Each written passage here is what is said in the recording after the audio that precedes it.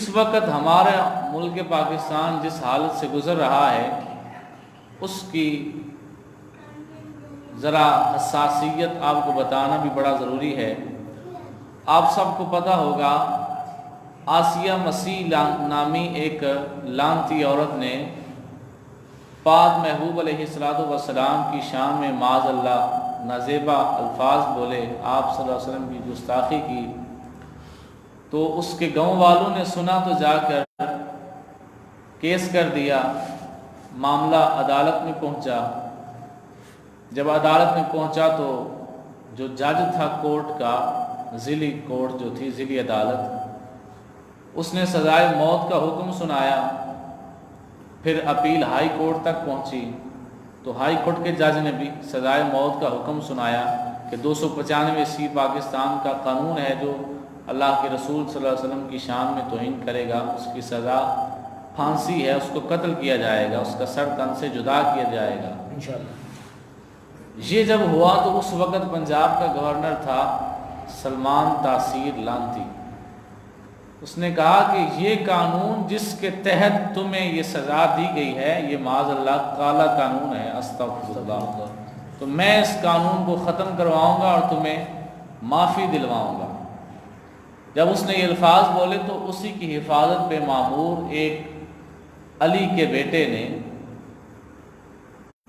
ملک آوان برادری سے تعلق رکھنے والے ایک شیر نے، جس کا نام حضرت غازی ممتاز حسین قادری شہید رحمۃ اللہ علیہ، سبحان اللہ سبحان اللہ، انہوں نے اس کو واصل جہنم کیا، پھر خود گرفتاری دی۔ تو ہونا تو یہ چاہیے تھا کہ اس عظیم بندے کو کہ جس نے ایک دھرتی کا بوجھ اتارا تھا، اس کو اعلیٰ عہدے پہ فائز کیا جاتا کہ آپ نے عشق رسول کی ایک اعلیٰ مثال قائم کی ہے۔ لیکن جیسا پاکستان بننے سے پہلے ہوا تھا کہ غازی علم الدین شہید رحمۃ اللہ علیہ نے گستاخ کو قتل کیا تو انہیں پھانسی دے دی گئی، پاکستان بننے کے بعد بھی عاشق رسول غازی ممتاز حسین قادری کو پھانسی دے دی گئی۔ میں پوچھتا ہوں پھر پاکستان بننے اور نہ بننے میں فرق کیا رہا؟ جب پاکستان نہیں بنا تھا تب بھی گستاخ جو گستاخ کو قتل کرے تب بھی اس کو پھانسی دی جاتی تھی، اور جب پاکستان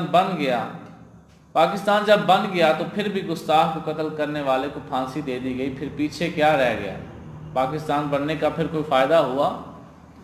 کوئی نہیں ہوا نا۔ جب گستاخ کو قتل کرنے والے کو پاکستان بننے سے پہلے بھی پھانسی تھی، بعد میں بھی پھانسی ہے، تو پھر فائدہ کیا ہوا پاکستان بننے کا؟ کیا اس لیے پاکستان بنایا گیا تھا کہ یہاں پر فلم اور ڈراموں کا کام کیا جائے، یا اس لیے بنایا گیا تھا کہ یہاں اللہ اور اس کے رسول صلی اللہ علیہ وسلم کے دین کے مطابق زندگیوں کو چلایا جائے، نظام حکومت دین کے مطابق کیا جائے؟ تو غازی ممتاز حسین قادری شہید رحمۃ اللہ علیہ کو بھی شہید کر دیا گیا، سلمان تاثیر قتل ہو گیا غازی صاحب کے ہاتھوں، تو جو جڑ تھی وہ آج بھی زندہ ہے۔ دیکھیں نا کتنی عجیب بات ہے، جب جڑ سے ٹکرایا ایک بندہ تو اس کو قتل کر دیا گیا، اور قتل کرنے والے کو حکومت نے پھانسی دے دی، لیکن جو مین چیز تھی، جو بنیاد تھی، جو سب سے پہلی گستاخہ ہے، لعنتی آسیہ ملعونہ مسیح عورت، عیسائی عورت، اس کو چھوڑ دیا گیا۔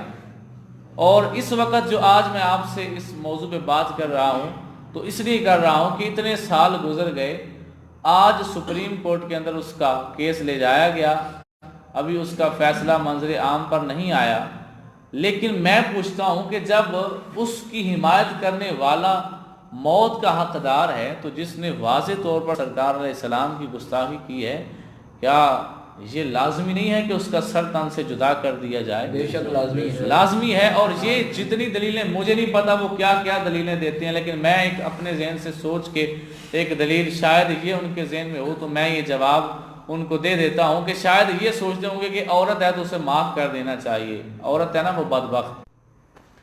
میرے آقا علیہ الصلوۃ والسلام کے صحابی ہیں، ایک نبینا صحابی ہیں، ان کی ایک لونڈی تھی اور اس لونڈی سے ان کی اولاد بھی تھی، اس نے میرے آقا علیہ الصلوۃ والسلام کی گستاخی کی معاذ اللہ۔ تو انہوں نے نبینا ہونے کے باوجود اپنی اس لونڈی کو قتل کر دیا۔ جب یہ صبح سرکار دو عالم صلی اللہ علیہ وسلم کی بارگاہ میں پہنچتے ہیں تو میرے آقا علیہ الصلوۃ والسلام پوچھتے ہیں کہ فلاں صحابی نام لے کے کہتے ہیں کہ تم نے لونڈی کو قتل کر دیا ہے؟ میرے آقا علیہ الصلوۃ والسلام فرماتے ہیں قتل کر دیا۔ وہ صحابی کہتے ہیں جی یا رسول اللہ قتل کر دیا۔ اب میرے آقا علیہ السلام یہ نہیں فرماتے کہ تو نے ماورائے عدالت کیوں قتل کر دیا، کیوں خود فیصلہ کر لیا، مجھ سے تو پوچھتا، میں جو موجود تھا، تو نے کیوں کیا، اور وہ تو عورت تھی، اس کو تو رعایت تھی۔